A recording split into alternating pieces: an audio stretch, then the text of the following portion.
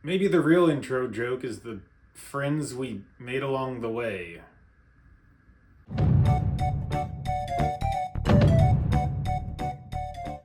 Hey everyone, Kyle from Cosplays from Trash, and this is actually part two of how I made Chandelure. And one, because I tried to shoot some things during filming and then some things post filming and then have to do some reshoots and stuff. I never really know how long the video is going to be, so that's why I split up into two parts. Huge shout out to all my patrons over at Patreon, and just as a reminder, patrons do have additional discount codes. One patron used this discount code for the 2026 Trash After Dark calendar, but if you're not a patron, just get this one.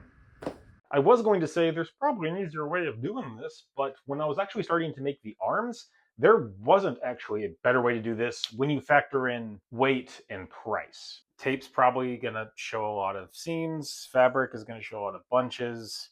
There's like the liquid rubber stuff, which I've never worked with before, so I don't know how that would work. And then I thought of thermoplastic, like Worbla. We're gonna have to paper mache this. I think that's really my only I think that's really my only option here. Great. By the way, by paper mache, I mean this papery stuff. This was used for my Misa Misa staff. It's gonna be a couple layers in sanding because it's really not forgiving.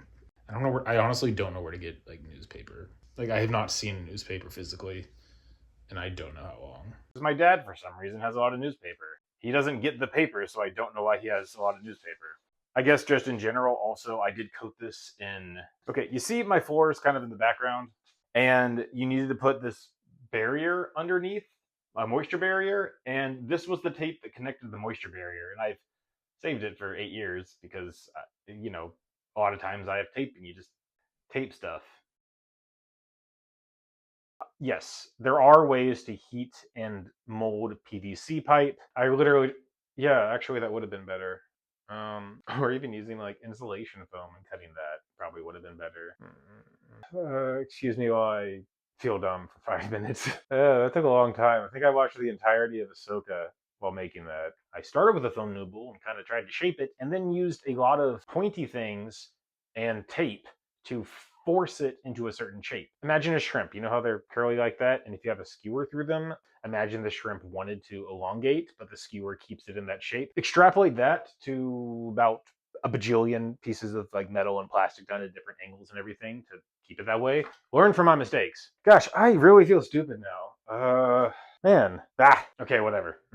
Damn it. The idea was always to have the arms not really connected to the head because I wanted to try to make this look as realistic as possible. Allegedly, Chandelure can move independently, like all of its parts, as if we can move our fingers. I had a couple different ideas of tying it around my neck and things like that, but I ended up just making a collar that I could clip in. The collar would stay snugly around my neck, easy to put on and off, and then the arms could easily be attached to it. That's it. The veneer of this is kind of intentionally boxy in some ways to give a little bit more character to it. But yeah, paper mache and paint save the days. Because I didn't know you could like brush on paper mache. I thought you had to like do the goop thing.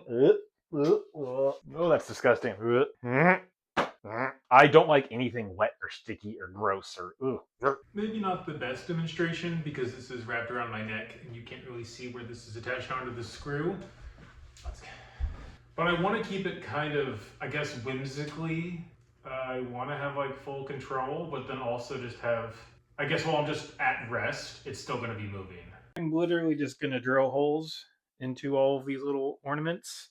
Like it's already kind of connected and I'm going to put more adhesive on it and stuff. I just want a perpendicular piece. This is like surprisingly durable. I didn't want to make anything overly complicated, so I just used button lights for the light part of the candelabra part. The firelabra, I guess that's the word, part of this. So in these little Christmas ornaments that I cut out, there's the little LED light sits in there, and some of the extra fake twill or whatever comes out. Fake tool? Tool fake. See, tool just doesn't sound right. No word sounds right. Also, unfortunately, someone did step on these, and I did want to launch them out of the cannon into a wall about 4 feet away when that did that, because it's like, hey, what if you didn't step on these? That would have been cool. I didn't. Also, FBI, if you're using that against me, like, that's a joke.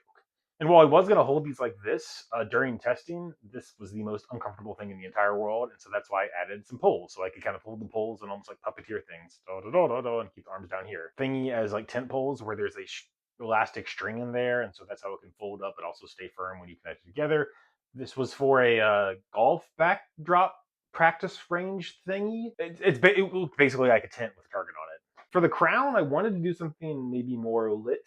I just really didn't feel comfortable with any of the ideas that I had because I wanted things out of trash. So if you look really closely, you can see that it kind of looks like garbage on the inside, but like I wanted to use lots of different materials to give like the illusion of depth. So there's just this is like this weird. This is like really scratchy. It almost feels like burlap, but it's like purple and sparkly. Like just everything that I could do to make a vertical pinky purple sparkly because I was gonna let the lights of everything just kind of fracture off of this instead of actually put a light in here. It does disconnect. One second. I kind of had to glue it down a little bit. Oh no, I ripped off some paint. So the crown and this piece are independent, but it also had dual purpose because it held the crown on and the crown wouldn't fall off because I'm also a huge fan of like staples and nails and stuff. Again, I like physical hardware and costumes because it is more durable and it's just way better than adhesives to me. And so I just used a nail gun for a lot of that stuff and made sure not to hit any of the electronics. And so there's a lot of ka-ching, ka-ching, ka-ching. This was supposed to be the ad break, but I said the ad break, so so here's probably the funniest picture of me ever from a couple years ago. Oh, yeah, the arms. Also, it's just spray paint. Originally, there was kind of going to be a shell that goes on that, and so it would just all work out, and I could like pop it off and change the lights. I kind of realized around this time, I was like, that's not really going to work super well because there weren't enough ad hoc fixes, and so I couldn't really change the lights. And unfortunately, for some reason, these LEDs are inconsistent. They just changed sometimes, but occasionally the colors just changed on some of them. So that was it kind of ended up like working out, but I was like, okay, fine. Also, I put anomaly, and so purple is already a confusing color to me, and so I'm just like, whatever. But right after all of my despair, I went, oh, this looks really cool. Just remember to trust the process because it's pretty common for things to look like hot dog water. But anyway, at this point, I was like, oh, this actually kind of looks good.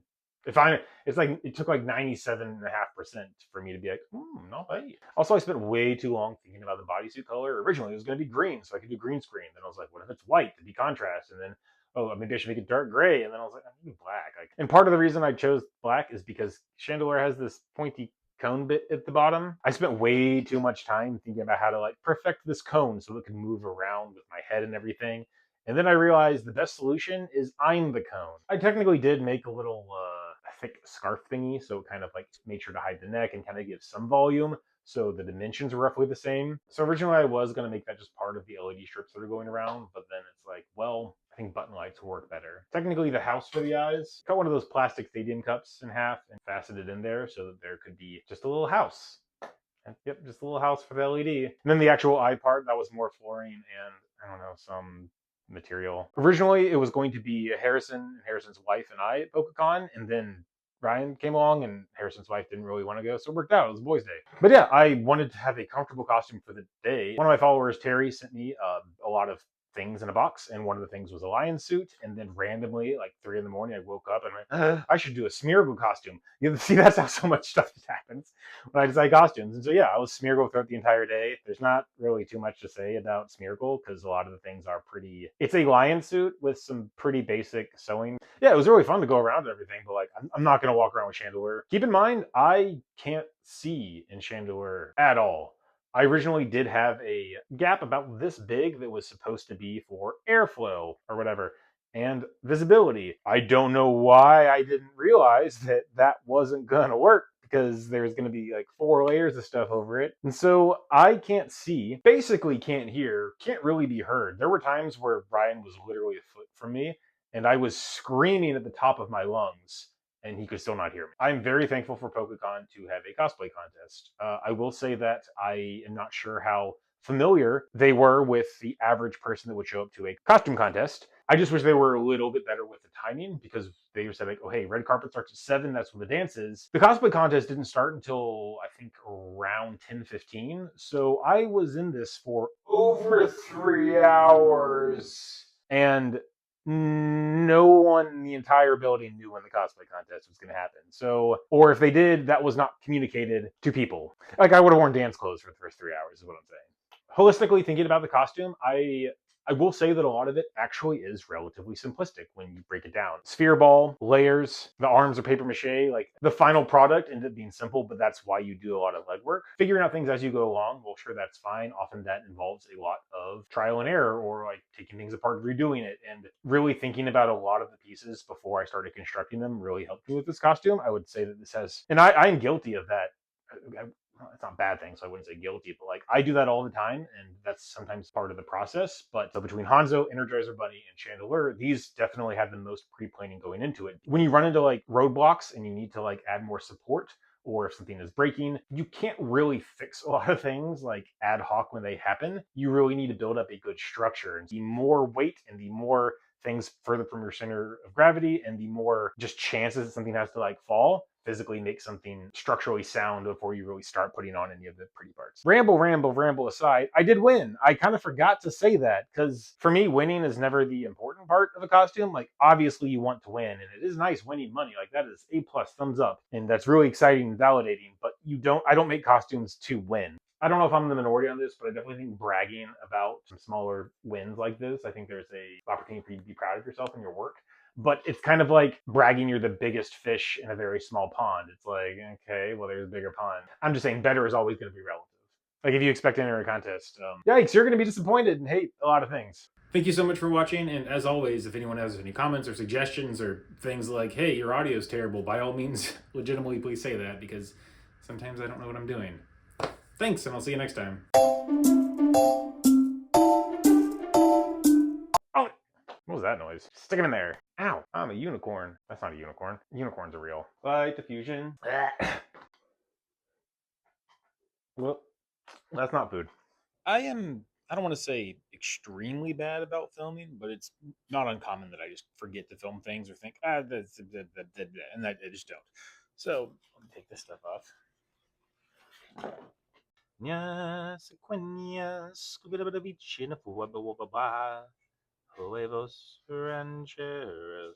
Zoom. Yeah, zoom more. It's not a joke. Math. Sorry, I wrote cake parts, and I'm trying to remember what that